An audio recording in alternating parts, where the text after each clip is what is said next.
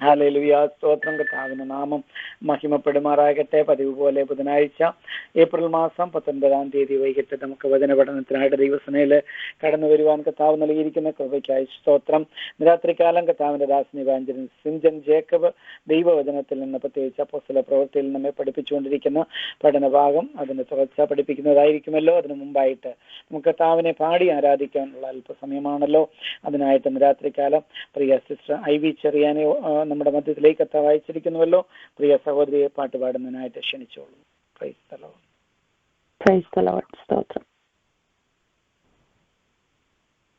ജനങ്ങൾ കണ്ടോ കണ്ടോ രാമഭൂകമ്പ ശബ്ദം കേട്ടോ കേട്ടോ, ആകാശ ലക്ഷണങ്ങൾ കണ്ടോ കണ്ടോ ക്ഷാമഭൂകമ്പ ശബ്ദം കേട്ടോ കേട്ടോ, സ്വർഗമണവാളന്റെ വേളിക്കായി മധ്യാകാശമൊരുങ്ങുകയത്രേ, സ്വർഗമണവാളന്റെ വേളിക്കായി മധ്യാകാശമൊരുങ്ങുകയത്രേ, കാണുമോ നീ കർത്തൻ വരവിൽ, കേൾക്കുമോ കാഹള ശബ്ദത്തെ, കാണുമോ നീ കർത്തൻ വരവിൽ, കേൾക്കുമോ കാഹള ശബ്ദത്തെ, പ്രിയ നിൻ വരവേറ്റം ആസന്നമേ, പ്രതിഫലം ലഭിക്കും നാൾ നിശ്ചയമേ,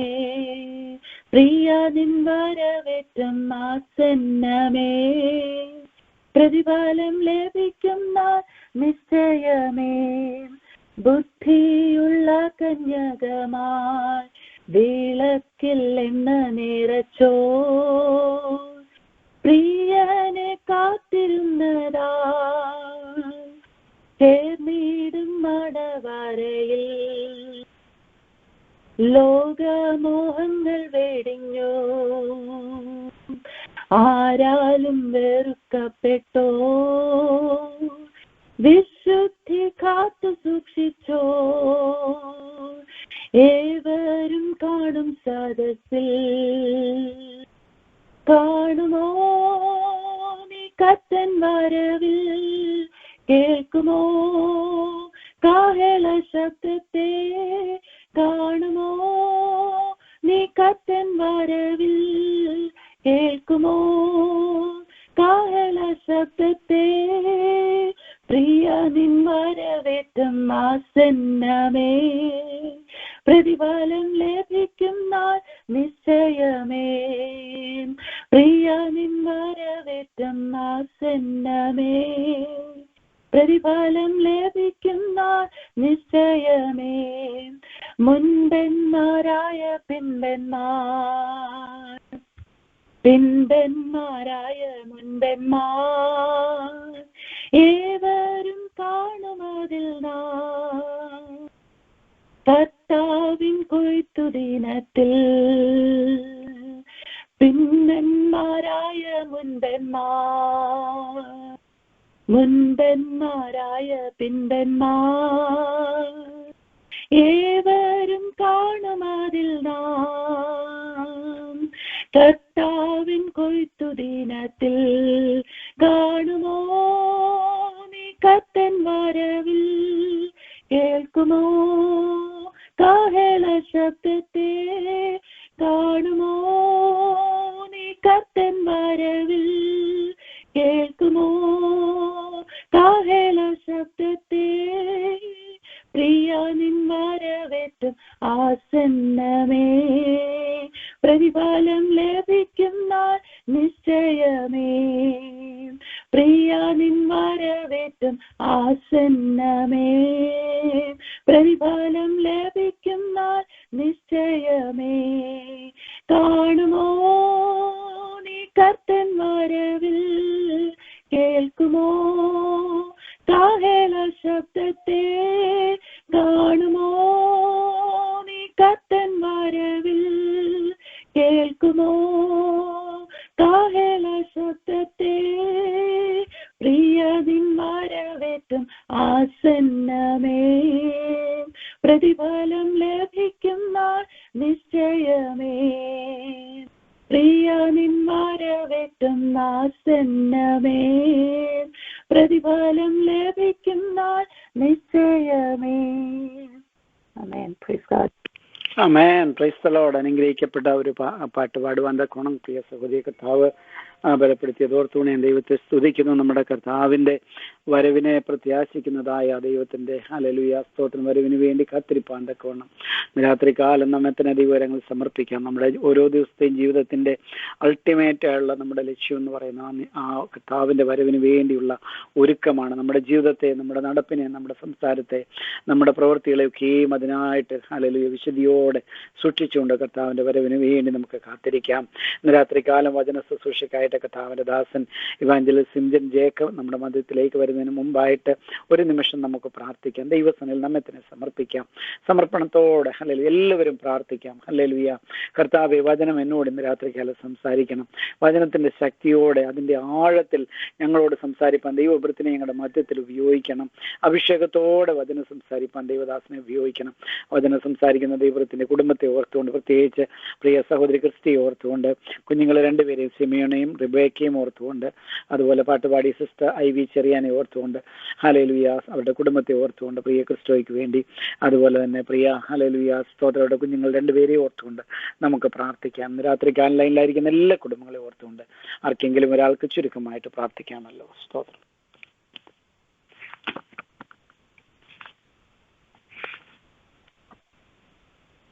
ഹല്ലേലൂയ. കർത്താവേ, സ്തോത്രം സ്തോത്രം സ്തോത്രം. സ്വർഗ്ഗപിതാവേ, നല്ല സമയത്തിനായി ഞങ്ങൾ നന്ദിയോടെ സ്തോത്രം ചെയ്യുന്നു കർത്താവേ. ഹല്ലേലൂയ. കർത്താവേ, സന്ധ്യാസമയ കർത്താവേ, അതിന്റെ സന്നിധിയിൽ കർത്താവേ ഞങ്ങൾ സ്തോത്രത്തോടെ സ്തുതിയോട് ഞങ്ങൾ കടന്നു വന്നിരിക്കുന്ന കർത്താവേ. കർത്താവേ, ഞങ്ങളുടെ പ്രാർത്ഥന കേൾക്കണമേ. ഞങ്ങളുടെ കർത്താവേ അതിനെ ശ്രദ്ധിക്കണമേ. കർത്താവേ, ഞങ്ങളുടെ ഹൃദയം ക്ഷീണിക്കുമ്പോൾ ഞങ്ങൾ ഭൂമിയുടെ അറ്റത്ത് നിന്നെ വിളിച്ചപേക്ഷിക്കുന്ന കർത്താവേ. ഹല്ലേലൂയ. കർത്താവേ, ഞങ്ങൾ കർത്താവേ ദൈവത്തോട് പ്രാർത്ഥിക്കുകയാണ് കർത്താവേ. നിന്റെ വചനത്തിന്റെ മുൻപാകെ ഞങ്ങളായിരിക്കുന്നു കർത്താവേ.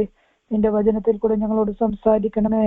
ദൈവവചനം കേട്ടനുസരിച്ച് അനുഗ്രഹിക്കപ്പെട്ടവരായി ദൈവത്തിന്റെ പ്രിയമക്കളായി ജീവിക്കാൻ ഞങ്ങളെ ഞങ്ങളുടെ തലമുറയും ദൈവം സഹായിക്കണമേ എന്ന് ദൈവത്തോട് പ്രാർത്ഥിക്കുകയാണ്. ഇന്നുവരെയും സത്യസുവിശേഷം എത്താത്ത പ്രിയപ്പെട്ടവർ പൽക്കാല സത്യസുവിശേഷം രാജ്യങ്ങൾ, ദേശങ്ങൾ, വ്യക്തി ജീവിതങ്ങൾ കേൾക്കട്ടെ എന്ന് ദൈവത്തോട് ഞങ്ങൾ പ്രാർത്ഥിക്കുകയാണ് കർത്താവേ. ഹല്ലേലൂയ. ഈ ദേശം കർത്താവേ ദൈവ തേജസ് കൊണ്ട് നിറയപ്പെട്ട കർത്താവേ. എല്ലാ ഭവനങ്ങളും ദൈവ തേജസ് കൊണ്ട്, ദൈവ സാന്നിധ്യം കൊണ്ട് നിറയപ്പെടട്ടെ എന്ന് ദൈവത്തോട് പ്രാർത്ഥിക്കുകയാണ്. സന്ധ്യാസമയം ഞങ്ങൾ പ്രാർത്ഥിക്കുമ്പോൾ കർത്താവേ സകല രോഗികളും സൗഖ്യമാകട്ടെ എന്ന് ദൈവത്തോട് പ്രാർത്ഥിക്കുകയാണ് കർത്താവേ. ഞങ്ങൾ കർത്താവേ പ്രിയപ്പെട്ടവര് കർത്താവേ, ദൈവത്തിന്റെ പ്രിയമക്കൾ പലരും ഹോസ്പിറ്റലിൽ രോഗികളായിരിക്കുന്നല്ലോ കർത്താവേ. പലരും കർത്താവേ സൗഖ്യമില്ലാതായിരിക്കുന്ന കർത്താവേ. ദൈവമേ, നിന്റെ വചനം അയച്ച് എല്ലാ പ്രിയപ്പെട്ടവരെ സൗഖ്യമാക്കണമെന്ന് ദൈവത്തോട് പ്രാർത്ഥിക്കുകയാണ്. നിന്റെ അടിപ്പിണറാൽ ഞങ്ങൾക്ക് സൗഖ്യമുണ്ട് കർത്താവേ, സമാധാനമുണ്ട്, വിടുതലുണ്ട്, ആശ്വാസമുണ്ട് കർത്താവേ. മമ്മിക്ക് വേണ്ടി പ്രാർത്ഥിക്കുന്നു, രാജാന് വേണ്ടി പ്രാർത്ഥിക്കുന്നു, മേശാമിക്ക് വേണ്ടി പ്രാർത്ഥിക്കുന്നു, കർത്താവിന്റെ ദാസൻ പാസ്റ്റർ PJ മാറ്റിക്ക് വേണ്ടി പ്രാർത്ഥിക്കുന്നു കർത്താവേ.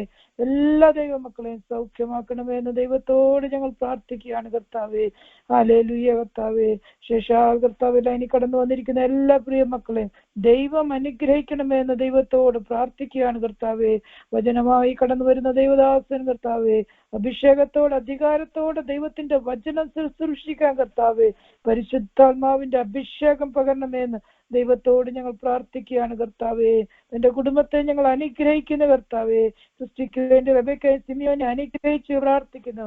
അറ്റ്ലാന്റ പ്രദേശത്തെ ദൈവം അനുഗ്രഹിക്കണമേ. സുശീലയ്ക്ക് വേണ്ടി പ്രാർത്ഥിക്കുന്നു, വിനോദേവത്തിക്ക് വേണ്ടി പ്രാർത്ഥിക്കുന്നു. എല്ലാ പ്രിയമക്കളെയും സൗഖ്യമാക്കണമേ ദൈവമേ. എനിക്ക് കർത്താവെ പാട്ടിൽ കൂടെ കർത്താവിനെ മഹത്വപ്പെടുത്തുവാൻ കൃപ ചെയ്തതിനായി സ്തോത്രം കർത്താവേ. ഞങ്ങളുടെ മുന്നിൽ ഒരു ചോദ്യം വെച്ചിരിക്കുകയാണല്ലോ കർത്താവേ. കാണുമോ നീ കർത്താവിന്റെ വരവിൽ? കേൾക്കുമോ നീ ദൈവ ശബ്ദം? ഹല്ലേലൂയ.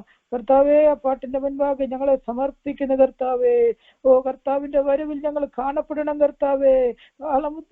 കർത്താവേ, ഞങ്ങൾക്ക് ശബ്ദം കേൾക്കണം കർത്താവേ. ഞങ്ങൾ ആരും കൈവിടപ്പെട്ടു പോയില്ലേ എന്ന് ദൈവത്തോട് പ്രാർത്ഥിക്കുകയാണ് കർത്താവേ.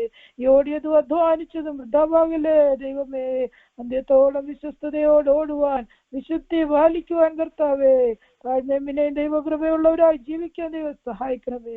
പ്രിയ സഹോദരിയെ കർത്താവ് ക്രിസ്തുവെ ഓർത്ത് പ്രാർത്ഥിക്കുന്ന കർത്താവ് അബിഗേലിനെയും ഡാനിയലിനെയും മാതാപിതാക്കളെ സഹോദരങ്ങളെ ഞങ്ങൾ അനുഗ്രഹിച്ച് സ്തോത്രം ചെയ്ത് പ്രാർത്ഥിക്കുകയാണ് കർത്താവേ. കർത്താവിന്റെ വരവിന് വേണ്ടി ഒരുങ്ങി കാത്തിരിക്കുവാൻ ഞങ്ങൾ എല്ലാവരെയും സഹായിക്കണമേ. വെളിയിലെ കാലാവസ്ഥയൊക്കെ കർത്താവെ ഹെയിലും തണ്ടർസ്റ്റോമും ഒക്കെ നടന്നുകൊണ്ടിരിക്കുന്നു. കർത്താവ് ഇത്രത്തോളം സഹായിച്ചു കർത്താവെ. അനർത്ഥത്തുനിന്ന് ആപത്തുനിന്ന് എല്ലാം ദേശത്തെ വിടുവിക്കണമേ എന്ന് ദൈവത്തോട് പ്രാർത്ഥിക്കുകയാണ്. അപ്പാ, നിന്റെ പാദപീഠത്തിലിരിക്കുന്നു, നിന്റെ ശബ്ദം ഞങ്ങളെ കേൾപ്പിക്കണമേ. പ്രാർത്ഥന കേട്ടിരിക്കുക. സ്തോത്രം യേശുവിന്റെ നാമത്തിൽ തന്നെ. ആമേൻ. ആമേൻ. Praise the lord. ഹല്ലേലൂയ. സ്തോത്രം. പ്രാർത്ഥിച്ച ദൈവദാസിയോട് നന്ദി അറിയിക്കുന്നു. കുടുംബമായ ദൈവമായ കർത്താവ് അനുഗ്രഹിക്കട്ടെ. ഹല്ലേലൂയ. കഴിഞ്ഞ ആഴ്ചക്കാലം 2 ആഴ്ചയ്ക്ക് മുമ്പ് കർത്താവിന്റെ ദാസൻ അപ്പോസ്തല പ്രവൃത്തിയിൽ 17-ാം അധ്യായത്തിന്റെ 5 മുതൽ 10 വരെയുള്ള വാക്യങ്ങൾ ആധാരമാക്കിയാണല്ലോ സംസാരിച്ചത്. കർത്താവിന് നന്ദിയോടെ സ്തോത്രം. വചന പഠനത്തിനായിട്ട് നമുക്ക് നമ്മുടെ ഹൃദയങ്ങളെ ദൈവസന്നിധിയിൽ താഴ്മയോടെ ഏൽപ്പിച്ചു കൊടുക്കാം. കർത്താവിന് നന്ദിയോടെ സ്തോത്രം. ബെരോവരിലായ വിശ്വാസികൾ ഹല്ലേലൂയ, അവർ തെസ്സലോനിക്കുള്ളവരെക്കാൾ ഉത്തമന്മാരായിരുന്നു.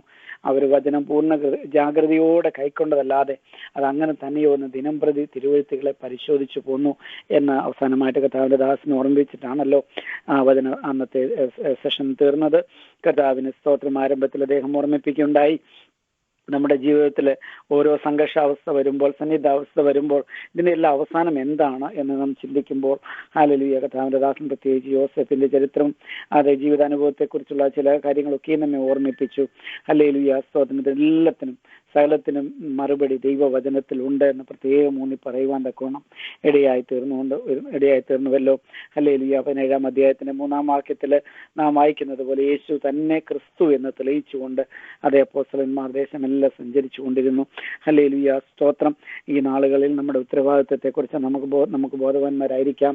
ഇന്ന് രാത്രികാലം തുറന്ന വചന പഠനത്തിനായിട്ട് ദൈവസന്നിധിയിൽ നമ്മെ തന്നെ താഴ്മയോടെ ഏൽപ്പിച്ചു കൊടുക്കാം. വചനം സംസാരിക്കുന്ന ദൈവത്തിനെ ദൈവകരങ്ങളിലേക്ക് നമുക്ക് സമർപ്പിക്കാം. വചന പഠനത്തിനായിട്ട് ഇന്ന് രാത്രികാലം ദൈവസന്നിധിയിൽ താഴ്മയോടെ നമ്മായിരിക്കും. കർത്താവിന്റെ ദാസൻ ഇവാഞ്ചലിസ്റ്റ് സിംജിനെ ലൈനിലേക്ക് ക്ഷണിക്കുന്നു. Price the Lord. ദൈവത്തിന്റെ അതിപരിശുദ്ധമായ നാമം ഇന്ന് രാത്രികാലം വാഴ്ത്തപ്പെട്ടുമാറാകട്ടെ. വീണ്ടും ഒരുമിച്ച് നിങ്ങളോടൊപ്പം ദൈവനുമായി നിൽക്കുവാൻ ദൈവന്റെ ജീവിതത്തിൽ ഒരുക്കിയ വലിയൊരു അവസരത്തിനായിട്ട് ഞാൻ ദൈവത്തെ സ്തുതിക്കുകയാണ്. പ്രിയ ദൈവദാസൻ പ്രാരംഭത്തിൽ പറഞ്ഞതുപോലെ അപ്പോസ്തല പ്രവൃത്തി 17-ാം അധ്യായത്തിൽ നിന്നും നമ്മൾ പൗലോസ് അപ്പോസ്തലന്റെ മിഷണറി യാത്ര, 2ാമത്തെ മിഷണറി യാത്രയിൽ താൻ അനുഭവിക്കേണ്ടി വന്നതായ പ്രയാസങ്ങളും പ്രതികൂലങ്ങളും ഒക്കെ കുറിച്ച് നമ്മൾ കേൾക്കേണ്ടിയായിത്തീർന്നു. എന്നാൽ ഒരു കാര്യം ഉറപ്പാണ്, ഏതൊരു സാഹചര്യത്തിലും ദൈവസഭ പീഡിക്കപ്പെട്ടിട്ടുണ്ടോ അവിടെയെല്ലാം സഭ വളർന്നിട്ടുണ്ട് എന്നുള്ളതാണ് നമ്മൾ മനസ്സിലാക്കേണ്ടതായ കാര്യം. അപ്പൊ ദൈവസഭയുടെ വളർച്ചയ്ക്ക് ഏറ്റവും അവിഭാജ്യമായ ഒരു ഘടകമായി പീഡനങ്ങൾ അക്കാലത്ത് മാറിയിരുന്നു. ഇക്കാലത്തും അത് വളരെയധികം വാസ്തവമായ ഒരു കാര്യമാണ്. നമ്മൾ കഴിഞ്ഞ ദിവസങ്ങളിലെല്ലാം കേട്ടുകൊണ്ടിരിക്കുന്ന ഒരു കാര്യമാണ്. എത്രയോ ദേവദാസന്മാരും ദേവദാസിമാരുമാണ് ഇപ്പോഴും ജയിലിൽ കഴിയുന്നത്. എന്നാൽ നമ്മൾ പ്രാർത്ഥിക്കുന്നു, ദൈവം മറുപടി നൽകുന്നു എന്ന് പൂർണ്ണമായിട്ട് വിശ്വസിക്കുകയാണ്. അപ്പോസ്തല പ്രവൃത്തി 12-ാം അധ്യായത്തിൽ നിന്നും ഒരു വാക്യം ഞാൻ മുന്നോട്ട് പോകാൻ ആഗ്രഹിക്കുകയാണ്. അവിടെ നമ്മൾ കണ്ടതായ ഒരു കാര്യമാണ്, പത്രോസിനെ തടവിൽ ആക്കിയപ്പോൾ സഭ ശ്രദ്ധയോടെ പ്രാർത്ഥിച്ചു എന്ന് നമ്മൾ കാണുകയാണ്. അപ്പോൾ അവിടെ ദൈവത്തിന്റെ സഭ 2ആയി വിഭജിക്കപ്പെടുകയാണ്. വിഭജിക്കപ്പെടുക എന്ന് പറഞ്ഞാൽ ഒരു പോസിറ്റീവ് സെൻസിൽ ഞാൻ പറയുകയാണ്. ഒന്ന്, കർത്താവിന് വേണ്ടി കഷ്ടം അനുഭവിക്കുന്നവർ, മറ്റു കൂട്ടർ പ്രാർത്ഥിക്കുന്നവർ. അപ്പോൾ ഈ 2 ഗ്രൂപ്പ് മാത്രമേ അന്ന് ആ സമയത്ത് അവിടെ ഉണ്ടായിരുന്നുള്ളൂ. പത്രോസ് കാരാഗ്രഹത്തിൽ കിടക്കുമ്പോൾ സഭ പ്രാർത്ഥിച്ചു കൊണ്ടിരുന്നു. ക്രിസ്തർ. അപ്പോൾ ഇതിൽ ഒന്നുകിൽ ദൈവം നമ്മെ പീഡനത്തിലൂടെ പ്രയാസത്തിലൂടെ കടത്തിവിടും, അതല്ലെങ്കിൽ നമ്മുടെ ഉത്തരവാദിത്തമാണ് അങ്ങനെ കടന്നു പോകുന്നവരെ ഓർത്ത് പ്രാർത്ഥിക്കുവാൻ. അപ്പൊ ഇത് രണ്ടും വളരെ പ്രാധാന്യമുള്ളതായ ഒരു കാര്യമാണ്. അത് മാത്രമല്ല, അന്ന് പത്രോസിന് വേണ്ടി പ്രാർത്ഥിച്ച പലരെയും ദൈവം ഇതേ അനുഭവത്തിലൂടെ കടത്തിവിടുവാനിടയാക്കും. ചിലപ്പോൾ നമ്മൾ ചിന്തിക്കുന്നുണ്ട്, എന്തിനാണ് നമ്മൾ ഈ പെർസിക്യൂഷനിൽ ഇരിക്കുന്നവർക്കൊക്കെ വേണ്ടി പ്രാർത്ഥിക്കുന്നത്, നമുക്കതൊന്നും വരാൻ പോകുന്നില്ലല്ലോ എന്ന് നമ്മൾ ഒരുപക്ഷെ ചിന്തിച്ചേക്കാം. അങ്ങനെയല്ല. ഒരുപക്ഷെ ഇന്ന് പ്രാർത്ഥിക്കുന്ന നമ്മെ നാളെ ഇങ്ങനെയുള്ള ഒരു അനുഭവത്തിലൂടെ കടത്തിവിടുവാൻ സാധ്യതയുണ്ട്. അങ്ങനെ വരുമ്പോൾ നമ്മുടെ വിശ്വാസം നമ്മൾ നിലനിർത്തുമോ? Praise the lord. ഹല്ലേലൂയ. അപ്പോൾ നമ്മളുടെ ഈ പ്രാർത്ഥനകൾക്കെല്ലാം വളരെ വിശാലമായിട്ടുള്ള, വളരെ സ്ട്രാറ്റജിക് ആയിട്ടുള്ളതായ ഉദ്ദേശങ്ങൾ ദൈവസന്നിധിയിലുണ്ട്. ഒരു വ്യക്തിക്ക് വേണ്ടി നമ്മൾ പ്രാർത്ഥിക്കുമ്പോൾ, പത്രോസിന് വേണ്ടി പ്രാർത്ഥിച്ച ആ പ്രാർത്ഥനയിൽ ഒരുപാട് കാര്യങ്ങൾ നടന്നു. നമ്മളതെല്ലാം വളരെ വിശദമായി കണ്ടതാണ്. മർക്കോസിന്റെ ആ ശക്തമായിട്ടുള്ള ആവിർഭാവം ആ പ്രാർത്ഥനയിൽ നിന്നാണ് ഉണ്ടാകുന്നത്, ആ കുടുംബത്തിൽ നിന്നാണ് ഉണ്ടാകുന്നത്. അപ്പൊ ഇതെല്ലാം ദൈവരാജ്യ സംബന്ധമായ കാര്യങ്ങളിൽ സംഭവിക്കുന്നതായ കാര്യങ്ങളാണ്. അപ്പോൾ നമ്മളൊരു പ്രാർത്ഥന എന്നുള്ള ഒരു ഇവന്റ് ആയിട്ട് മാത്രം നമ്മൾ എടുക്കുവാൻ ഇടയായിത്തീരരുത്. അതൊരു ഏതോ ഒരു ദൈവപ്രവൃത്തിയുടെ കണ്ടിന്യൂവേഷൻ ആണ്. ആ പ്രവർത്തനം മുന്നോട്ട് പോകുക തന്നെ ചെയ്യും എന്ന് നമ്മൾ മനസ്സിലാക്കുവാനായിട്ട് ഇടയായിത്തീരണം. അപ്പോസ്തല പ്രവൃത്തി 17-ാം അധ്യായം ആണ് നമ്മൾ പഠിച്ചുകൊണ്ടിരിക്കുന്നത്. 17-ാം അധ്യായം രണ്ടാം മിഷണറി യാത്രയെക്കുറിച്ച്, പൗലോസിന്റെ രണ്ടാമത്തെ മിഷണറി യാത്രയെക്കുറിച്ച് വളരെ വിശദമായി പറയുന്നതായ അധ്യായങ്ങളാണ്. 15-ാം അധ്യായത്തിന്റെ 36-ാം വാക്യം മുതൽ 18-ാം അധ്യായത്തിന്റെ 22-ാമത്തെ വാക്യം വരെയാണ് നമ്മൾ പൗലോസിന്റെ രണ്ടാമത്തെ മിഷണറി യാത്രയെക്കുറിച്ച് കാണുന്നത്. അത് വളരെയധികം ദീർഘമേറിയ ഒരു യാത്രയായിരുന്നു എന്ന് നമ്മൾ കാണുകയാണ്. ഏകദേശം 2800 മൈല് താൻ ഈ രണ്ടാം മിഷണറി യാത്രയിൽ സഞ്ചരിക്കുവാനിടയായിത്തീർന്നു. സിറിയയിൽ നിന്നും സിലിസിയ തുടങ്ങിയതായ ദേശങ്ങളിൽ നിന്നും താൻ തുടങ്ങി ഇപ്പോൾ താൻ ഏഥൻസിൽ വന്നെത്തി നിൽക്കുകയാണ്, അഥേനയിൽ വന്നെത്തി നിൽക്കുകയാണ്. അഥേനയിൽ. അപ്പോൾ അഥേനയിലുള്ള പൗലോസിന്റെ പ്രസംഗമാണ് വളരെ ശക്തമായിട്ടുള്ളതായ ഒരു സന്ദേശമാണ്. ഇന്ന് ചരിത്രത്തിൽ ഇതുപോലെ ശക്തമായിട്ടുള്ളതായ പ്രസംഗങ്ങളിൽ വളരെ ഉത്തുംഗമായി ഇന്നും നിലനിൽക്കുന്ന ഒരു പ്രസംഗമാണ് പൗലോസിന്റെ അഥേനയിലെ പ്രസംഗം എന്ന് പറയുന്നത്. അത് സുവിശേഷ സംബന്ധമായി വളരെ ശക്തമായിട്ട് ഒരു ഡിഫെൻഡ് ദ ഗോസ്പൽ അല്ലെങ്കിൽ അപ്പോളജറ്റിക്കൽ ആയിട്ടൊക്കെ നോക്കുമ്പോൾ വളരെ ശക്തമായിട്ട് അതിന് പ്രാധാന്യമുള്ളതായ ഒരു സന്ദേശമാണ് എന്ന് നമ്മൾ കാണുകയാണ്. അപ്പോൾ കഴിഞ്ഞ പ്രാവശ്യം തെസ്സലോനിക്കയിലുള്ളവരോട് ദൈവവചനം പറഞ്ഞു.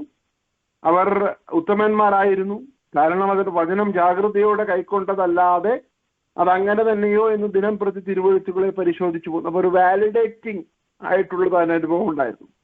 അപ്പൊ ഇവിടെയെല്ലാം നമ്മൾ കാണുന്നതായ ഒരു കാര്യം, പൗലോസിന്റെയും ശിലാസിന്റെയും ഒക്കെ ശുശ്രൂഷയിൽ ദൈവജനം ദൈവവചനത്തോടടുക്കുകയായിരുന്നു എന്നാണ് നമ്മൾ കാണുന്നത്. ദൈവവചനത്തോട് അകലുകയല്ല, ദൈവവചനത്തോട് അടുക്കുകയാണ്. അതാണ് ഇന്നും നമ്മൾ ചെയ്യേണ്ടതായിട്ടുള്ളത്. ദൈവസഭയുടെ പ്രധാനപ്പെട്ട ദൗത്യം എന്ന് പറയുന്നത്, ദൈവദാസന്മാരുടെ അല്ലെങ്കിൽ ഏതെങ്കിലും രീതിയിൽ ശുശ്രൂഷിക്കുന്നവരുടെ ദൗത്യം എന്ന് പറയുന്നത് ദൈവജനം ബൈബിളിലേക്ക് അല്ലെങ്കിൽ ദൈവവചനത്തിലേക്ക് അടുക്കണം. they have to stay as close as possible. Hallelujah. അത് വളരെ പ്രാധാന്യം അറിയിക്കുന്ന കാര്യമാണ്. അപ്പോൾ ഇവർ തെസ്സലോനിക്കയിലുള്ളവരെക്കാൾ ഉത്തമന്മാരായിരുന്നതിന് കാരണം ഒരുപടി കൂടി അവർ ആഴത്തിൽ ചെന്ന ബെറോവയിലെ വിശ്വാസികൾ അതങ്ങനെ തന്നെയോ എന്ന് പരിശോധിച്ചു പോകുന്നു. എന്ന് പറഞ്ഞാൽ അതങ്ങനെ തന്നെയോ എന്ന് പരിശോധിക്കത്തക്ക രീതിയിലുള്ളതായ വേദപാണ്ഡിത്യം അർഹിക്കുവാൻ അല്ലെങ്കിൽ അത് പ്രാപിക്കുവാൻ അവർ തയ്യാറായി എന്നുള്ളതാണ് നമ്മൾ കാണുന്നത്. അതുകൊണ്ട് ഈ ദിവസങ്ങളിൽ ദൈവസന്നിധിയിൽ നമ്മൾ വളരെയധികം ശക്തമായിട്ട് തന്നെ മുന്നോട്ട് പോകണം. അതിന് നമുക്ക് ആധാരമായിരിക്കുന്നത് ദൈവവചനത്തിലുള്ളതായ നമ്മുടെ പാണ്ഡിത്യം എന്ന് ഞാൻ പറയുമ്പോൾ അറിവ്, നോളജ് എന്നുള്ളതിനേക്കാൾ അത് അനുസരിക്കുവാനുള്ള മനോഭാവത്തോടുകൂടി നമ്മൾ വായിക്കുമ്പോൾ അത് നമ്മുടെ ജീവിതത്തിൽ ക്രിയ ചെയ്യുന്നു എന്ന് നമുക്ക് കാണുവാനായിട്ട് സാധിക്കുകയാണ്. Price the Lord. അങ്ങനെ ബെറോവയിൽ നിന്നും പൗലോസ് പുറപ്പെടുകയാണ്. ഉടനെ സഹോദരന്മാർ 14-ാമത്തെ വാക്യം മുതൽ നമുക്ക് വായിക്കാമല്ലോ. 14-ാമത്തെ വാക്യം മുതൽ വായിക്കാമല്ലോ. ഉടനെ സഹോദരന്മാർ പൗലോസിനെ സമുദ്രതീരത്തേക്ക് പറഞ്ഞയച്ചു. ശീലാസും തിമത്തിയോസും അവിടെ തന്നെ പാർത്തു. പൗലോസിനോട് കൂടെ വഴിത്തുണ പോയവർ അവനെ അഥേനയോളം കൊണ്ടുപോയി. പൗലോസും തിമത്തിയോസും കഴിയുന്ന വേഗത്തിൽ തന്റെ അടുക്കൽ വരേണം എന്നുള്ള കൽപ്പന വാങ്ങി മടങ്ങിപ്പോന്നു. 16-ാമത്തെ വാക്യം കൂടെ വായിക്കാമല്ലോ. അഥേനയിൽ പൗലോസ് അവർക്കായി കാത്തിരിക്കുമ്പോൾ നഗരത്തിൽ ബിംബങ്ങൾ നിറഞ്ഞിരിക്കുന്നത് കണ്ട് മനസ്സിനെ ചൂടുപിടിച്ചു. ഇത് നമ്മളൊന്ന് തൊടുവാനായിട്ട് ഇടയായിത്തീർന്നു. അപ്പോൾ ഇവിടെ ഉടനെ സഹോദരന്മാർ, എന്താണ് കാരണം? തെസ്സലോനിക്കയിലുള്ളതായ യഹൂദന്മാർ അറിഞ്ഞ് അവർ ബെറോവയിലും വന്നു. അപ്പോൾ അത്ര ദൂരം അവർ സഞ്ചരിച്ച് അവർ ബെറോവയിലും വന്നു എന്നാണ് നമ്മൾ കാണുന്നത്. Price the Lord. കാരണം എന്താണ്? അവിടെയും വന്ന് അവരെ പീഡിപ്പിക്കുവാൻ, പുരുഷാരത്തെ ഇളക്കി ഭ്രമിപ്പിച്ചു. അപ്പോൾ പൗലോസിന്റെ മാനസികാവസ്ഥ നിങ്ങളൊന്ന് നോക്കണം, അല്ലെ? ഇത് ഒരു പ്രാവശ്യം ഉണ്ടാകുന്നതായ പെർസിക്യൂഷൻ അല്ല. നിരന്തരമായി തന്റെ ജീവിതത്തിൽ അടിക്കടി ഉണ്ടായിക്കൊണ്ടിരിക്കുന്നതായ പ്രലോഭനങ്ങൾ എന്ന് ഞാൻ പറയുമ്പോൾ പാപത്തിന്റെ പ്രലോഭനങ്ങളല്ല, പരിശോധനകൾ തന്റെ ജീവിതത്തിൽ നേരിടുകയാണ്. അപ്പോൾ അത്രമാത്രം ഒരു കോൺസ്റ്റന്റ് ആയിട്ടുള്ള ഒരു അറ്റാക്കാണ് തനിക്ക് സംഭവിച്ചുകൊണ്ടിരിക്കുന്നത്. അപ്പോൾ ഒരു പ്രാവശ്യം താൻ പീഡനത്തിലൂടെ പോയി പിന്നീട് ഒരു വെക്കേഷനിലേക്ക് താൻ പോവുകയല്ല, മറിച്ച് തുടർന്നുള്ളതായ എല്ലാ യാത്രയിലും വളരെയധികം എക്സ്പെക്ട് ചെയ്തുകൊണ്ടാണ് താൻ മുന്നോട്ട് പോകുന്നത്. Price the Lord. അത്രമാത്രം മാനസികമായ സമ്മർദ്ദത്തിലൂടെ കടന്നു പോകുമ്പോഴും താൻ പിന്നെയും ഒരു മിഷണറി യാത്ര ചെയ്തു എന്നാണ് നമ്മൾ കാണുന്നത്. ഹല്ലേലൂയ അല്ലേ? കഴിഞ്ഞ ദിവസം ഞാൻ ബില്ലി ഗ്രഹാമിന്റെ ലൈബ്രറിയിൽ പോയ സമയത്ത് തന്റെ ജീവിതയാത്രയെക്കുറിച്ചുള്ളതായ വളരെ ആഴമാറിയ ഒരു ഡീറ്റെയിൽസ് എനിക്ക് ലഭിക്കുവാനിടയായി. എത്രയോ യാത്രകൾ താൻ ചെയ്യുവാനിടയായി. അപ്പൊ ഞാൻ പൗലോസിനെ കുറിച്ച് ഇങ്ങനെ ചിന്തിച്ചു അല്ലേ. ബില്ലി ഗ്രഹാം ഏകദേശം 185 രാജ്യങ്ങളിൽ സഞ്ചരിച്ച് അല്ലേ, 225 മില്യൺ പീപ്പിളിനോട് ഡയറക്റ്റ് ആയിട്ട് സുവിശേഷം പറഞ്ഞ ഏകദേശം 2 billion people he reached out indirectly അല്ലെ, എത്രയോ പ്രസിഡൻസിനോടും. അപ്പോൾ ഒരു നൂറ്റാണ്ടിന്റെ അപ്പോസ്തലനായി താൻ ജീവിക്കുവാനിടയായി. അപ്പോൾ പൗലോസിന്റെ ജീവിതം നോക്കിക്കേ. പൗലോസ് താൻ 100 വർഷമൊന്നും ആക്റ്റീവ് ആയിരുന്നില്ല അല്ലേ. നമുക്കറിയാം AD 49 മുതൽ അല്ലെങ്കിൽ 47, 46 മുതൽ ഉള്ളതായ കാലഘട്ടം തുടങ്ങി ഒരു 67, അപ്പൊ ഏകദേശം ഒരു 18, 19 വർഷങ്ങൾ മാത്രമാണ് താൻ വളരെ ആക്റ്റീവായിട്ട് നിന്നത്. Price the Lord. അപ്പോൾ തന്റെ ഇത് രണ്ടാമത്തെ മിഷണറി യാത്രയാണ്. ഏകദേശം 49 മുതൽ 51 വരെയുള്ളതായ കാലഘട്ടങ്ങളിൽ AD അല്ലെ. താൻ വിശ്വാസത്തിലേക്ക് താൻ വരുന്നത് AD 46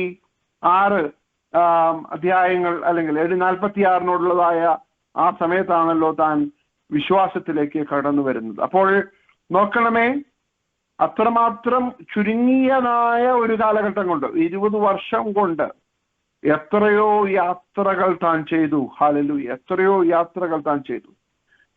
ഏകദേശം മൈലുകൾ, 10,000-കണക്കിന് മൈലുകൾ താൻ സഞ്ചരിക്കുവാനായിട്ടിടയായിത്തീർന്നു അല്ലെ. നമ്മൾ അതൊക്കെ വളരെ വിശദമായിട്ട് കണ്ടതാണ് അല്ലെ. രണ്ടാം മിഷണറി യാത്രയിൽ ഏകദേശം 2800 മൈലുകൾ താൻ സഞ്ചരിക്കുവാനായിട്ടിടയായിത്തീർന്നു. അപ്പോൾ എത്രയോ യാത്രകൾ താൻ ചെയ്തു. അപ്പോൾ ഈ 18-19 വർഷങ്ങൾ കൊണ്ട് താൻ എന്തെല്ലാം കാര്യങ്ങൾ ചെയ്തെടുത്തു എന്ന് നമ്മൾ കാണുകയാണ് അല്ലെ. ഇപ്പോൾ ഞാൻ നേരത്തെ പറഞ്ഞതുപോലെ ബില്ലി ഗ്രഹാമിന്റെ ജീവിതത്തിൽ ഏകദേശം 70 വർഷത്തെ തന്റെ പ്രീച്ചിങ് അല്ലെങ്കിൽ മിനിസ്ട്രി എക്സ്പീരിയൻസ് കൊണ്ട് താൻ ചെയ്തെടുത്ത കാര്യങ്ങൾ എത്രയോ വലുതാണ്. അത് പറയുന്നത് പോലെയാണ് പൗലോസിന് അന്നത്തെ കാലത്ത് ഫ്ലൈറ്റോ അങ്ങനെയുള്ളതായ യാതൊരു കാര്യങ്ങളുമില്ല. എല്ലാം കുതിരപ്പുറത്തും നടന്നും ഒക്കെ കപ്പലിലും ഒക്കെ ആയിട്ട് താൻ ഇങ്ങനെ യാത്ര ചെയ്തുകൊണ്ടിരിക്കുകയാണ്. അപ്പോൾ എത്രമാത്രം പ്രയാസങ്ങളിലൂടെ താൻ കടന്നുപോയി എന്നാണ്. അതുകൊണ്ടാണ് 2 കൊരിന്ത്യർ 11 അധ്യായത്തിൽ പൗലോസ് ഈ മിഷണറി യാത്രകളുടെ എല്ലാവിധമായ പ്രയാസങ്ങളെയും ഒന്ന് താൻ അവിടെ രത്ന ചുരുക്കത്തിൽ പറയുന്നു. 2 കൊരിന്ത്യർ 11 അധ്യായത്തിലേക്ക് നമ്മുടെ ശ്രദ്ധ ഒന്ന് തിരിക്കാം. കാരണം ഈ യാത്രകളുടെ കഠിനത ഞാൻ നിങ്ങളുടെ മനസ്സിലേക്ക് ഒന്ന് കൊണ്ടുവരുവാനാണ് ഞാൻ ആ വാക്യത്തിലേക്ക് നിങ്ങൾ ശ്രദ്ധ തിരിക്കുന്നത്. 2 കൊരിന്ത്യർ 11 അധ്യായത്തിന്റെ അവസാന ഭാഗങ്ങളാണെന്നാണ് എന്റെ ഓർമ്മ. 2 കൊരിന്ത്യർ 11 അധ്യായം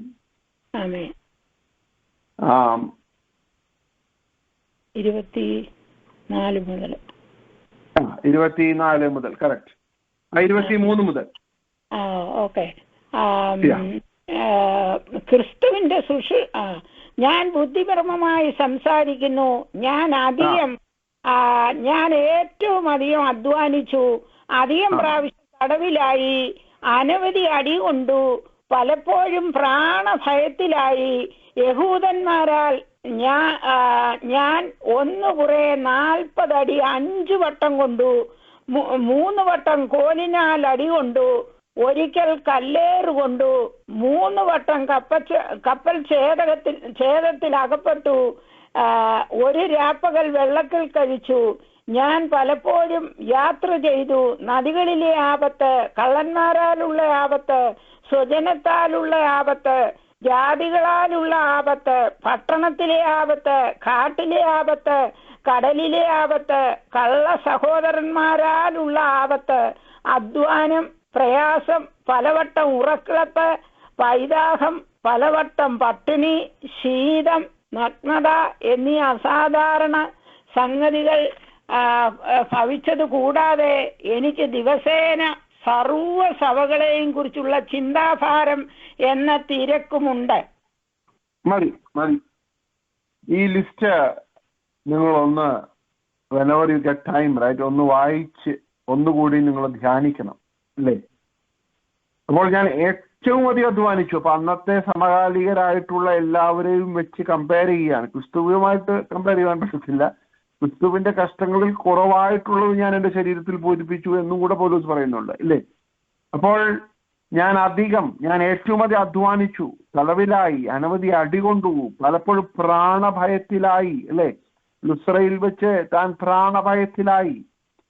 യഹൂദന്മാരാൽ ഞാൻ ഒന്ന് കുറെ 40 അടി 5 വട്ടം കൊണ്ടു, അല്ലേ? നിങ്ങളൊന്ന് ചിന്തിച്ചു നോക്കിക്കേ. നമ്മൾ ചിന്തിക്കുന്നതായ കാര്യങ്ങളൊന്നുമല്ല ഇവിടെ. നമുക്കുണ്ടാകുന്ന പ്രയാസങ്ങളുടെ 10 മടങ്ങാണ് താൻ കടന്നുപോയത്. അപ്പൊ എത്രയോ പ്രാവശ്യം തല്ലുകൊണ്ടു, അല്ലേ? ഒന്ന് കുറെ 40 അടി 5 വട്ടം കൊണ്ടു. അപ്പോൾ ഏകദേശം 200ഓളം അടി തന്റെ ദേഹത്ത് വന്നിട്ടുണ്ട്. കോലിനാൽ അടി കൊണ്ടു, കല്ലേറ് കൊണ്ടു, 3 വട്ടം കപ്പൽ ഛേദത്തിൽ അകപ്പെട്ടു. 3 വട്ടം ഒരു പകൽ വെള്ളത്തിൽ കഴിച്ചു. ഓഹ്, പ്രൈസ് ദി ലോർഡ്. ഈ ലിസ്റ്റ് വായിക്കുമ്പോൾ ഞാൻ തകർന്നു പോകാറുണ്ട്. കർത്താവേ, ഈ പൗലോസൊക്കെ പോകുന്നതായ സ്വർഗത്തിലേക്കാണ് ഞാൻ യാതൊരു വിധമായ മാന്യതയോടെ അല്ലെങ്കിൽ യാതൊരു വിധമായ ഒരു വിഷമമില്ലാതെ കയറി ചെല്ലാനായിട്ട് ഞാൻ തയ്യാറായിട്ട് നിൽക്കുകയാണ്. എന്നോട് തന്നെ എനിക്ക് വളരെയധികം പുച്ഛം തോന്നുവാനിടയായിട്ട്. എല്ലാവർക്കും പൗലോസ് ആകുവാൻ പറ്റുമെന്ന് ഞാൻ പറയുന്നില്ല. പക്ഷേ ദൈവം നമ്മളെ ആക്കിയിരിക്കുന്ന സ്ഥാനത്ത് ഈ ഒരു കമ്മിറ്റ്മെന്റ് നമുക്കുണ്ടോ? കമ്മിറ്റ്മെന്റ് ഉണ്ടോ, അല്ലേ? ഞാൻ പലപ്പോഴും യാത്ര ചെയ്തു ഇത്രയും മൈലുകൾ. ഞാൻ നമ്മൾ 2ാം മിഷണറി യാത്രയാണ് പഠിച്ചുകൊണ്ടിരിക്കുന്നത്. 3ാം മിഷണറി യാത്ര അതിനേക്കാൾ കഠിനമാണ്. പിന്നെ 4ാം മിഷണറി യാത്ര റോമിലേക്ക് പോകുന്നു, അല്ലേ? അവിടെ വെച്ച് പിന്നീട് ആ പോകുന്ന യാത്രയിൽ കപ്പച്ചേതത്തിൽ അകപ്പെടുന്ന കാര്യങ്ങളൊക്കെയാണ് പറയുന്നത്. പലതും താൻ അപ്പോസ്തല പ്രവൃത്തിയിൽ ലൂക്കോസ് വിവരിച്ചിട്ടില്ല, അല്ലേ? നദികളിലെ ആപത്ത്, കള്ളന്മാരാലുള്ള ആപത്തിൽ എത്രയോ പ്രാവശ്യം തന്റെ സംഗതികൾ മോഷണം പോയി. നമ്മളതൊക്കെ എന്തുവായിരിക്കും നമ്മൾ അതിനെക്കുറിച്ച് റിക്കൺസിൽ ചെയ്യുന്നത്? നമ്മുടെ ഒരു സാധനം നഷ്ടപ്പെട്ടാൽ നമ്മൾ ദൈവത്തോട് പറയുന്ന ആദ്യത്തെ കാര്യം എന്തുവാണ്? God, why did it happen to me? അപ്പോൾ കള്ളന്മാരാലുള്ള ആപത്ത് പല പ്രാവശ്യം പൗലോസിനുണ്ടായി. പിന്നെ സ്വജനത്താലുള്ള ആപത്തുണ്ടായി. തന്റെ കൂടെ നിൽക്കുമെന്ന് കരുതിയവർ തന്നെ വിട്ടുപോയി. ദേമാസ് ലോകത്തെ സ്നേഹിച്ചു പോയി. പൗലോസ് പിന്നീട് പറയുന്നതായ ഒരു കാര്യമുണ്ട്. 2 തിമോഥെയോസ് 4ാം അധ്യായമാണെന്നാണ് എനിക്ക് തോന്നുന്നത്. ഞാൻ അതിലേക്ക് പിന്നീട് വരാം. ഈ പ്രതിവാദത്തിൽ ആരും എനിക്ക് തുണ നിന്നില്ല, ആരുമില്ല. എല്ലാവരും എന്നെ വിട്ടുപോയി. എന്നാൽ കർത്താവ് എനിക്ക് തുണ നിന്നു. ഹല്ലേലൂയ. എന്നാൽ കർത്താവ് എനിക്ക് തുണ നിന്നു. അപ്പോൾ ഈ മിഷണറി യാത്രകളെല്ലാം നമ്മൾ പഠിക്കുമ്പോൾ, ഒരു സ്ഥലത്ത് നിന്ന് മറ്റൊരു സ്ഥലത്തേക്ക് പോയി എന്നൊക്കെ പറയുമ്പോൾ, നമ്മൾ ഈ 11ാം അധ്യായം 2 കൊരിന്ത്യർ 11ാം അധ്യായം സമാന്തരമായി വെച്ചിട്ട് വേണം നമ്മൾ പഠിക്കുവാൻ. ഹല്ലേലൂയ. അത്രമാത്രം പ്രയാസങ്ങളിലൂടെ താൻ പോകാനായിട്ട് ഇടയായി തീർന്നു. ഹല്ലേലൂയ. അത് മാത്രമല്ല, കാട്ടിലെ ആപത്ത്, അപ്പോ വനങ്ങളിലൂടെയൊക്കെ താൻ സഞ്ചരിക്കേണ്ടതായിട്ട് വന്നിട്ടുണ്ട്. അധ്വാനം എന്ന് പറഞ്ഞാൽ പലപ്പോഴും താൻ തന്നെ അധ്വാനിച്ചിട്ടാണ് താൻ എന്ത് ചെയ്യുന്നത്? സുശേഷ വേല ചെയ്തത്. പ്രയാസം, ഒരു പ്രാവശ്യമല്ല ഉറക്കളപ്പ്, പലവട്ടം ഉറക്കളപ്പ്, ദാഹം, പട്ടിണി, ശീതം, അല്ലേ? പൗലോസ് പറയുന്നുണ്ട്, ആ പുതപ്പ് കൊടുത്തു വിടുവാൻ പറയുന്നുണ്ട്. അതൊക്കെ പൗലോസ് പച്ചയായ മനുഷ്യൻ. ഓഹ്, നിങ്ങളൊന്ന് ചിന്തിച്ചു നോക്കണം. നഗ്നത, നമുക്ക് ചിന്തിക്കാൻ പോലും പറ്റുന്നുണ്ടോ നഗ്നതയെ കുറിച്ച്? അത്രമാത്രം പ്രയാസങ്ങളിലൂടെ. എന്നിട്ട് പൗലോസ് പറയുന്നത്, എന്നീ അസാധാരണ സംഗതികൾ ഭവിച്ചത് കൂടാതെ എനിക്ക് ദിവസേന സർവ്വസഭകളെയും കുറിച്ചുള്ള ചിന്താഭാരം എന്ന തിരക്കുമുണ്ട്. ആ വാക്യം വളരെ ആഴമേറിയ ഒരു വാക്യമാണ്. എന്താണ് അവിടെ പൗലോസ് പറയുന്നത്? ഉറക്കളപ്പിലും പൈതാഹത്തിലും പലവട്ടം പട്ടിണി കിടക്കുമ്പോഴും എല്ലാ ദിവസവും എനിക്ക് സഭകളെ കുറിച്ചുള്ള ഭാരമുണ്ടായിരുന്നു. ഹല്ലേലൂയ. അത് ഭയങ്കര അമാനുഷികമായ ഒരു കാര്യമാണ്. എനിക്കത് ചിന്തിക്കുവാൻ പോലും പറ്റുന്നില്ല. പട്ടിണി കിടക്കുമ്പോൾ, അല്ലെ, രാത്രി വെള്ളത്തിൽ കഴിക്കുമ്പോഴും പൗലോസ് മറ്റുള്ളവർക്ക് വേണ്ടി ഭാരപ്പെടുവാൻ താൻ സമയമെടുത്തു എന്ന്. അവിടെ മാസത്തിലൊരിക്കൽ എന്നാണോ എഴുതിയിട്ടുള്ളത്? ആണോ? അല്ല, ദിവസേന. ദിവസേന. ഒരു സഭയെ കുറിച്ച് ഒന്നുമാണോ? അല്ല, സർവസഭകളെ കുറിച്ച് ദിവസേന.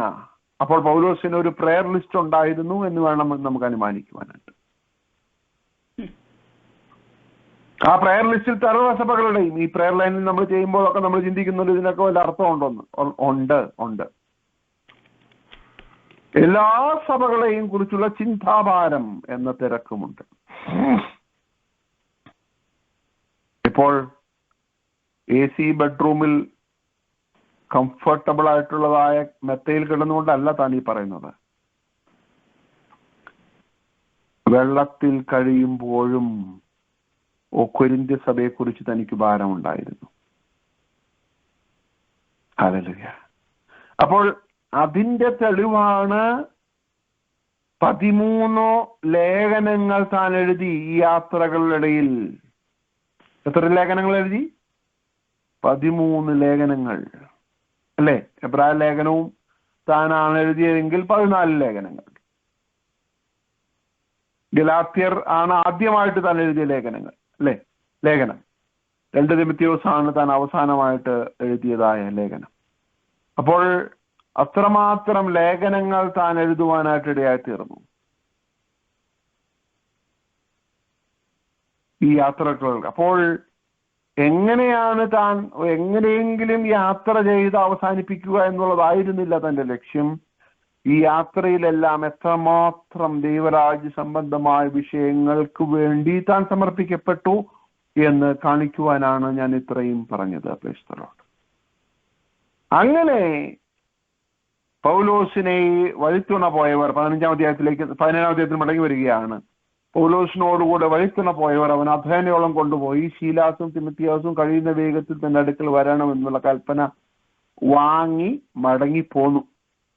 അപ്പോൾ അഥേനയിൽ പൗലോസ് തിമോഥെയോസിനും ശീലാസിനും വേണ്ടി കാത്തിരിക്കുമ്പോൾ നഗരത്തിൽ ബിംബങ്ങൾ നിറഞ്ഞിരിക്കുന്നത് കണ്ട് മനസ്സിന് ചൂടുപിടിച്ചു. അപ്പോൾ ഇവിടെയും നമ്മൾ ചുരുക്കമായിട്ടൊന്ന് കാണുവാനിടയായി തീർന്നു, അല്ലെ? ഒരു ഇവാഞ്ചലിസ്റ്റിന്, ഒരു സുവിശേഷകന്, ഒരു മിഷണറിക്ക് ഒരു നഗരം കാണുമ്പോൾ ഉണ്ടാകുന്ന കാഴ്ചപ്പാടാണ്, അല്ലെ? ഒരു ആർക്കിയോളജിസ്റ്റ് ഒരു നഗരത്തെ കാണുന്നത് പോലെ, ഒരു ബയോളജിസ്റ്റ് ഒരു നഗരത്തെ കാണുന്നത് പോലെ, അല്ലെ? ഒരു ബിസിനസ്മാൻ ഒരു നഗരത്തെ കാണുമ്പോൾ ആദ്യമായിട്ട് എന്താ ഓർമ്മ വരുന്നത്? ഇവിടെ നമുക്ക് കുറച്ച് സ്ഥലം മേടിച്ചാൽ നമുക്ക് പൈസ ഉണ്ടാക്കാം, അല്ലെ? ഞാൻ പലരെയും കൂടെ യാത്ര ചെയ്തിട്ടുണ്ട്. ഞാൻ ആളുകളുടെ വ്യത്യസ്തമായ കാഴ്ചപ്പാടുകളെ കുറിച്ച് കണ്ടിട്ടുണ്ട്. ഒരു സ്ഥലത്ത് നിന്ന് ഇറങ്ങുമ്പോൾ ആദ്യം അവരുടെ ബിസിനസ് മൈൻഡാണ് ഉണരുന്നത്. എന്നാൽ മിഷണറിമാരുടെ കൂടെ ഞാൻ യാത്ര ചെയ്തിട്ടുണ്ട്. പക്ഷെ അവരുടെയൊക്കെ യാത്രയിൽ ആദ്യമായി അവർ നഗരത്തിൽ ഒരു സിറ്റിയിൽ ഇറങ്ങുമ്പോൾ അവരുടെ കാഴ്ചപ്പാട്, ഈ സിറ്റിയിൽ ഏതെങ്കിലും ചർച്ച ഉണ്ടോ, ഇവിടെ സുവിശേഷ വേലയ്ക്ക് സാധ്യതയുണ്ട്. അപ്പോൾ കാഴ്ചപ്പാടുകൾക്ക് മാറ്റം വരണം.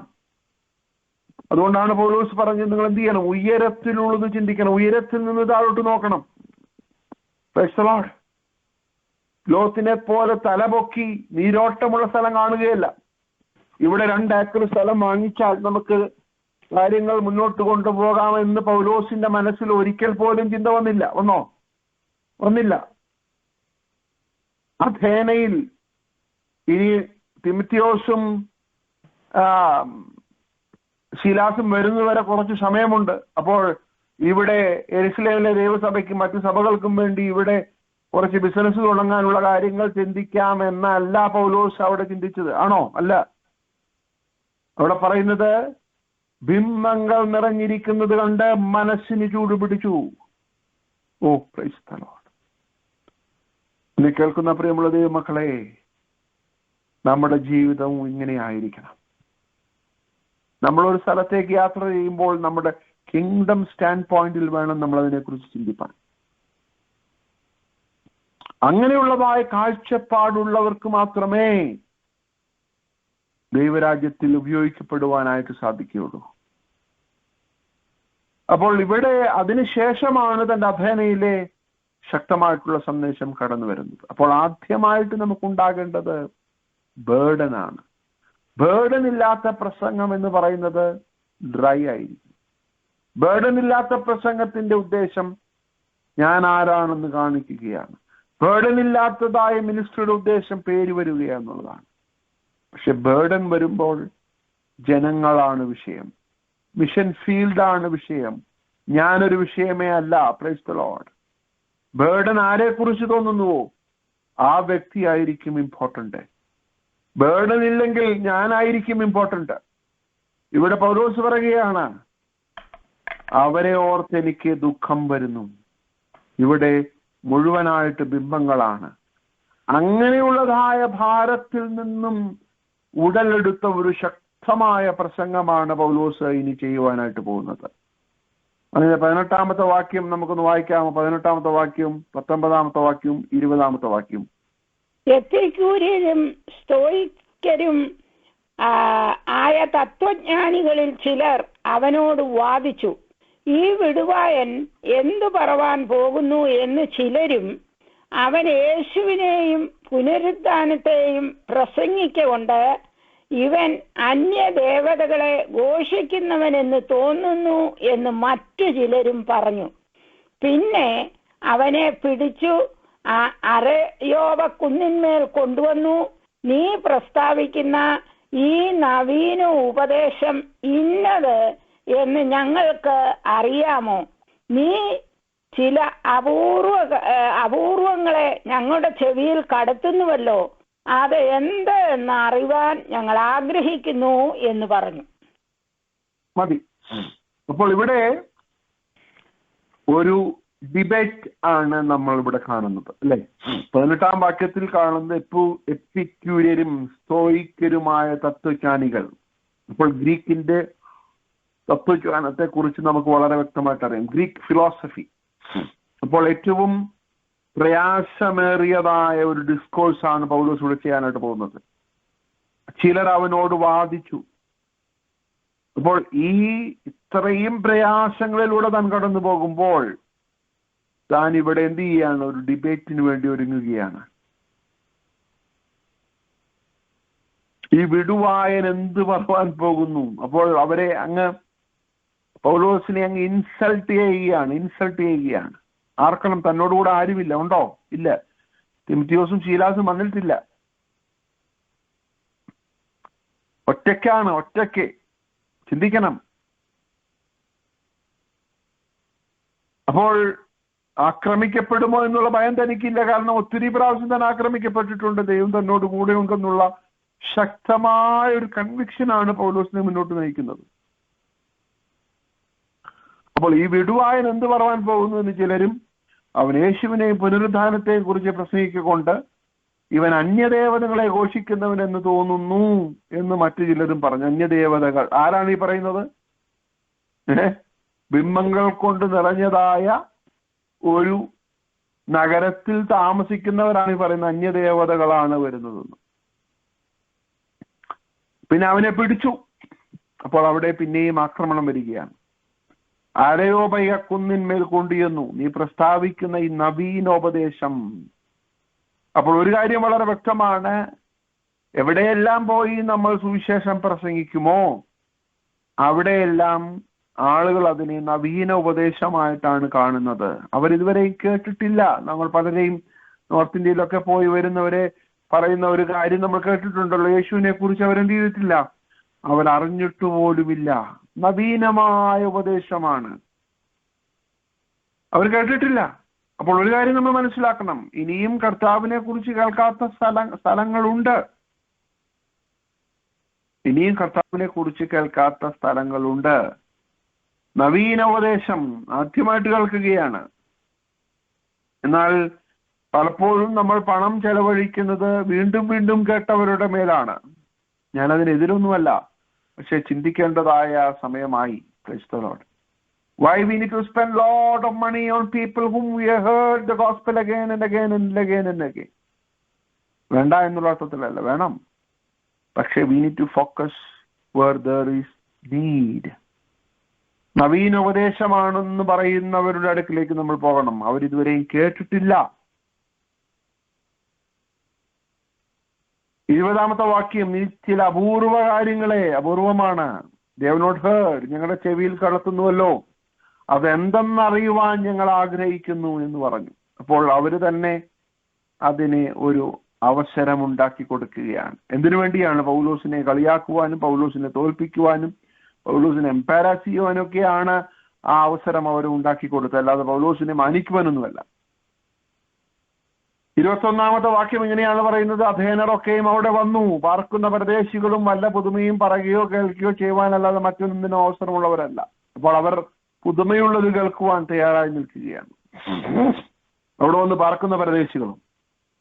അങ്ങനെ പൗലോസ് തന്റെ പ്രസംഗം തുടങ്ങുകയാണ്. 22-ാം വാക്യം മുതൽ 31-ാമത്തെ വാക്യം വരെ നിൽക്കുന്നതാണ് പൗലോസിന്റെ ശക്തമായിട്ടുള്ള അഥേനയിലെ പ്രസംഗം എന്ന് പറയുന്നത്. അപ്പോൾ 22-ാമത്തെ വാക്യവും 23-ാമത്തെ വാക്യവും നമുക്കൊന്ന് വായിക്കാമല്ലോ. പൗലോസ് അരയോപ മധ്യേ നിന്നുകൊണ്ട് പറഞ്ഞത്, അഥേന പുരുഷന്മാരെ, നിങ്ങൾ എല്ലാവരിലും അതിഭക്തന്മാർ എന്ന് ഞാൻ കാണുന്നു. ഞാൻ ചുറ്റി നടന്ന് നിങ്ങളുടെ പൂജാസ്ഥാനങ്ങളെ നോക്കുമ്പോൾ അജ്ഞാത ദേവന് എന്ന് എഴുതിയ ഒരു വേദിക്കല്ല് കണ്ടു. എന്നാൽ നിങ്ങൾ അറിയാതെ പൂജിക്കുന്നത് തന്നെ എന്ന് ഞാൻ നിങ്ങളോട് അറിയിക്കുന്നു.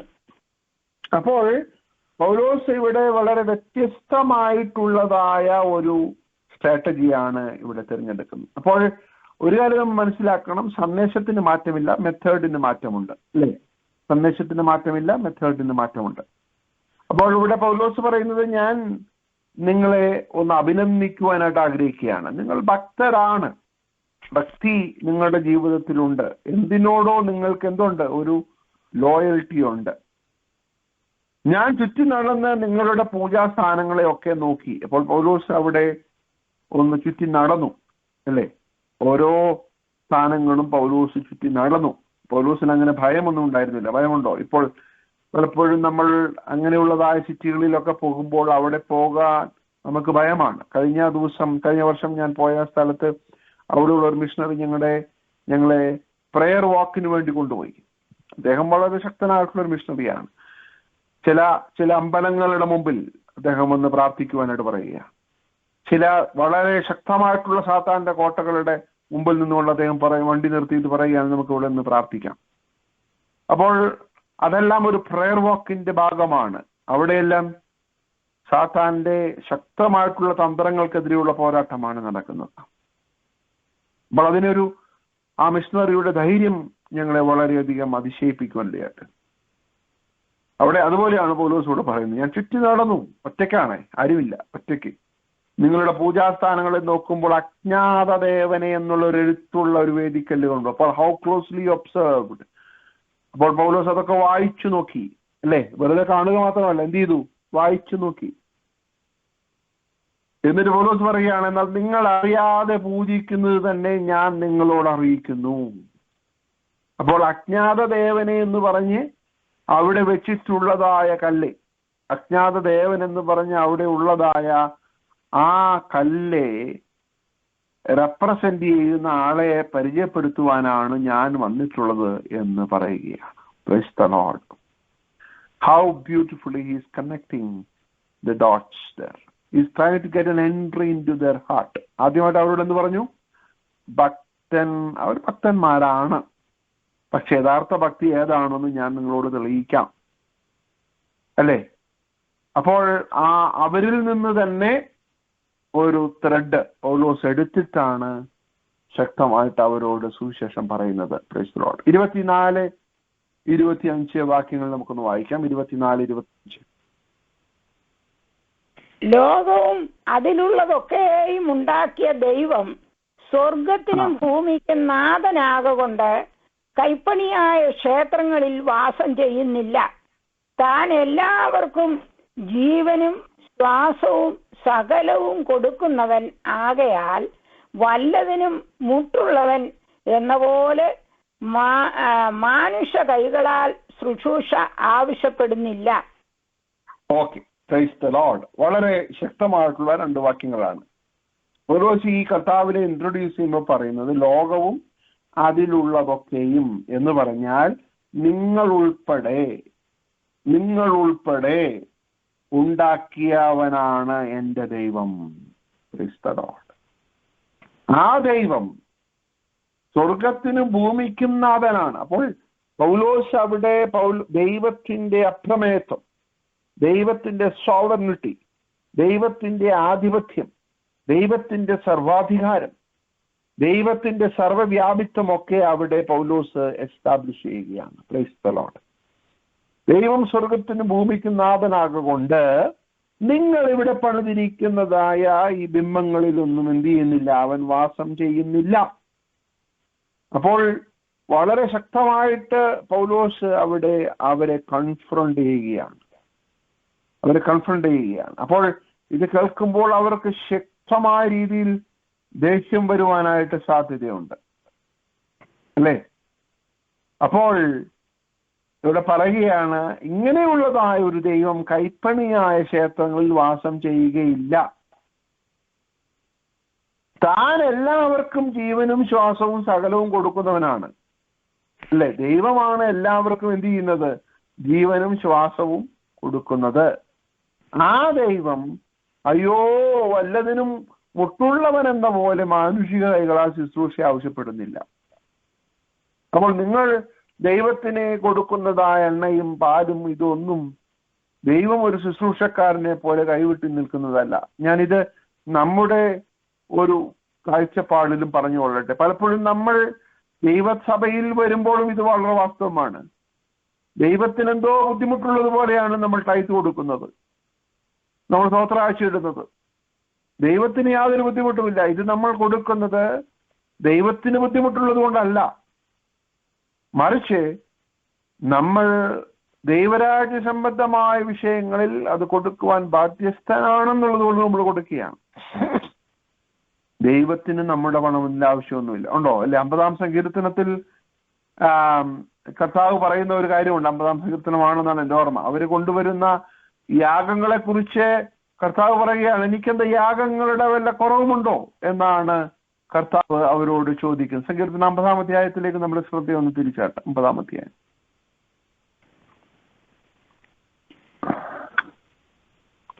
കാട്ടിലെ സകല മൃഗവും അതിന്റെ മേള് മുതല് നിന്റെ തൊഴുത്തുകളിൽ നിന്ന് കോലാട്ടുകൊറ്റന്മാരെയോ ഞാൻ എടുക്കയില്ല. നിന്റെ വീട്ടിൽ നിന്ന് കാളയെയോ നിന്റെ തൊഴുത്തുകളിൽ നിന്ന് കോലാട്ടുകൊറ്റന്മാരെയോ ഞാൻ എടുക്കയില്ല. കാട്ടിലെ സകല മൃഗവും പർവ്വതങ്ങളിലെ 1000 ജന്തുക്കളും എനിക്കുള്ളവയാകുന്നു. മലകളിലെ പക്ഷികളെയൊക്കെയും ഞാൻ അറിയുന്നു. വയലിലെ ജന്തുക്കളും എനിക്കുള്ളവ തന്നെ. എനിക്ക് ഞാൻ നിന്നോട് പറയുകയില്ല. ഭൂലോകവും അതിന്റെ നിറവും എന്റേതത്രേ. എനിക്ക് വിശന്നാൽ ഞാൻ നിന്നോട് പറയുകയില്ല. അപ്പോൾ അതിന്റെ മറ്റൊരു വേർഷനാണ് പൗലോസ് ഇവിടെ പറയുന്നത്, അല്ലേ?